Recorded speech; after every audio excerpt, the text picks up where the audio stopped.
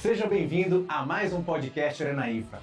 Gente, esse programa é para receber aqui convidados profissionais que impulsionam cada vez mais a infraestrutura aqui no Brasil. Por isso eu quero reforçar para você, compartilhe os vídeos aqui do podcast Arena Infra para que a gente possa, sabe o quê? Cada vez mais levar esse tipo de conteúdo que é riquíssimo em informações para que a gente possa proporcionar obras limpas, rápidas e seguras. E quero reforçar também, leia esse QR Code aqui, ó, para você entrar na comunidade Arena Infra, ou o link na descrição. E assim você já começa a fazer networking hoje mesmo. Tem muitos profissionais aqui esperando para poder acolher você e, é claro, usufruir também do seu conhecimento. Aqui nesse QR Code você também tem acesso aos próximos encontros do Arena Infra. Por isso que é importante a sua participação dentro da nossa comunidade. E vamos parar de enrolação. Vamos pro podcast que já vai começar. Ahá, muito bom, muito bem-vindos, né? Vocês que estão acompanhando a gente aqui nessa live. Hoje é uma live diferente, estamos aqui online e o cenário do Arena Infra está aqui já ligado para que a gente possa receber nosso amigo Israel, que já está chegando aqui, hein? Vamos lá, vamos ver a galera que já está ao vivo aqui com a gente, o pessoal que está acompanhando a live. Vamos ver se tá tudo ligado, tá tudo certo aqui, gente. Vamos entrar aqui. Vamos lá, ó. Também tô ligando aqui. Israel, você já tá ao vivo aí ou não? Para entrar com a gente? Vamos lá, vamos começar já ou não? Gente, é o seguinte, ó. Introdução breve aqui. Sistemas urbanos 100% parceira do projeto Arena Infra, 100% apoiadora e... A sinergia desse projeto, ela se dá pelo fato deles usarem demais a tecnologia, planejarem todas as suas obras, seus loteamentos com muita tecnologia, principalmente tubulação de PAD, principalmente a parte de modelagem em BIM. Então tudo isso que é o que vocês vão ver hoje aqui nessa live, junto com o Israel, que já está ao vivo para entrar aqui com a gente. Vou colocar já aqui já o Israel ao vivo. Vamos lá, permitir. E vamos começar. Vamos ver se o Israel já está ligado aqui. Boa tarde. Vamos lá, deixa eu ligar aqui, Israel. Vamos lá, webcam e Google Meet. Vamos lá, bem-vindo, Israel. Estamos ao vivo. Galera que já está chegando aqui, por favor, compartilhe essa live que o Israel já está ligado aqui com a gente. Fala aí, Israel, vamos ver se o seu áudio está ok. Boa tarde, Léo. Boa tarde, pessoal. Vamos aí para compartilhar um pouco de conhecimento. Ó, aparentemente está tudo certo aqui, também estou escutando aqui na minha colinha. Israel, é o seguinte, cara, a gente pode abordar um tema aqui hoje que está relacionado ao que a gente sempre prega dentro da nossa comunidade Arena Infra, que é falar de tecnologia.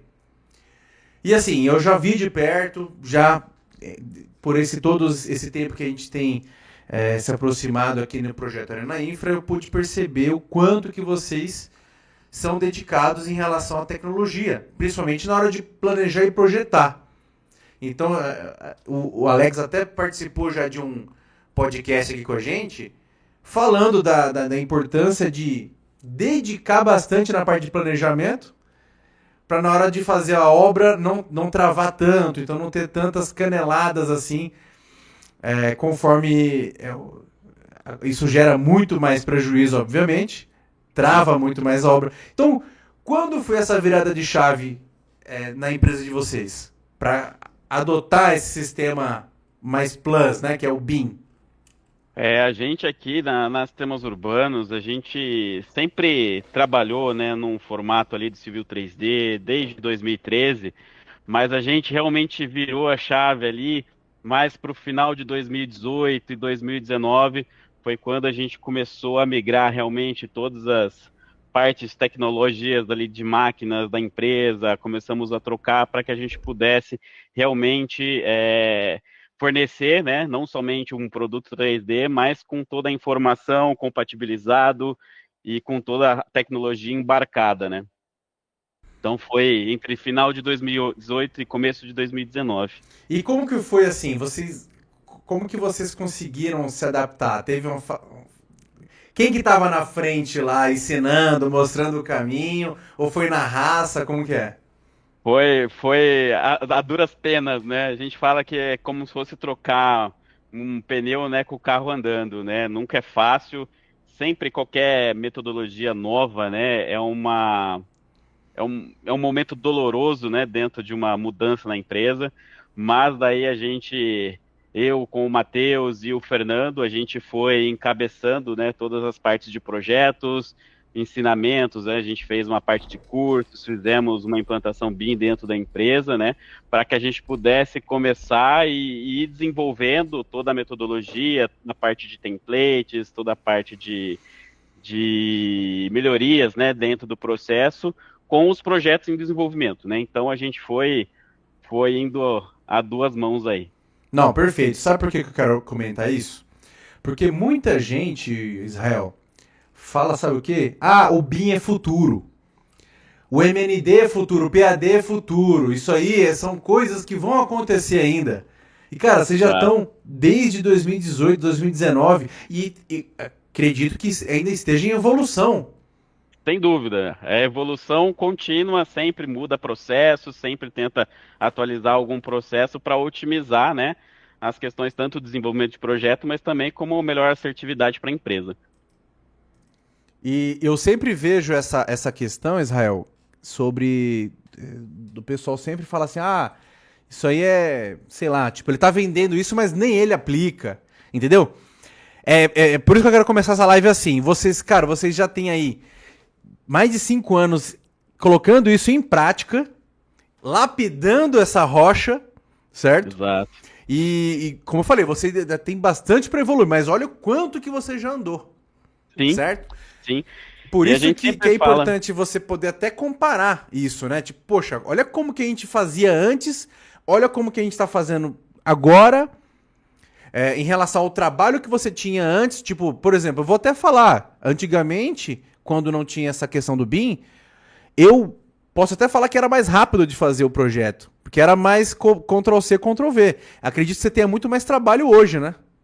Nós temos hoje mais trabalho no início do projeto, né? Quando a gente está formatando todas as ideias, colocando as informações, você está detalhando, né, toda a parte de premissas de projeto. Então, hoje, o item principal dos nossos projetos é ter essa inserção de informações no início do projeto muito bem detalhada e estruturada. Porque depois, de uma vez já tudo inserido, isso para o caminho, vamos chamar assim, da vida útil do projeto, ele se torna um pouco mais rápido e mais ágil da gente elaborar. Agora, se tem uma mudança de premissa no meio do caminho, ou alguma escolha errada, né, no começo do projeto, isso prejudica todo o desenvolvimento dele.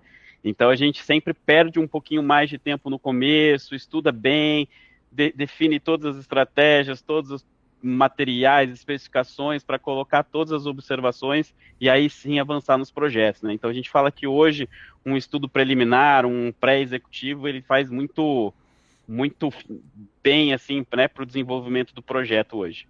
Legal. O conceito do BIM é esse, né? Exatamente. Queimar os neurônios agora no começo, para depois não ter que chorar as pitangas, porque tem que mudar o rumo da obra, o método, igual você falou, né? Então, Exatamente. gasta-se mais energia no começo.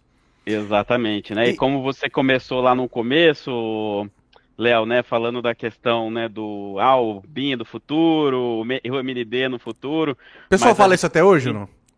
fala, tem muita gente ainda para infra, né? Eles falam, mas para infra ninguém utiliza, isso aí é mais para o predial, a incorporação está muito à frente disso. E eu concordo, né? Hoje a incorporação ela tem muito mais os detalhamentos, né, na modelagem 3D do que hoje a infraestrutura, mas a gente já consegue sentir várias diferenças em relação aos projetos executados, né, lá atrás e os de agora. O cliente vê a diferença, ele já vê o resultado, e isso para a gente é importante porque a gente já está demonstrando aí o quanto isso daí vem para melhorar e vem para somar para todo mundo.